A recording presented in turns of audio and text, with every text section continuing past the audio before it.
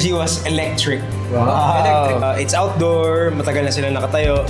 So we're very surprised and impressed by everyone's engagement, everyone's excited, everyone's happy. Especially may handful of people dun sa harap ng barricade. Talaga every song kumakanta sila. So Kabisado nila yung lyrics ng mga songs namin. we had a fun time. Yeah, and ang nagustuhan ko sa crowd dito sa Tarlac ay ang gaganda ng mga ngiti nila. Hi Tarlaceños, Nawanistas, maraming salamat sa pagpunta kahit na medyo maulan ngayon, pumunta talaga kayo. And thank you for supporting us and we hope na mas marami pa kaming shows dito sa Tarlac. Yeah, thank you for a beautiful experience dito sa Tarlac and we hope to come back soon. Yes!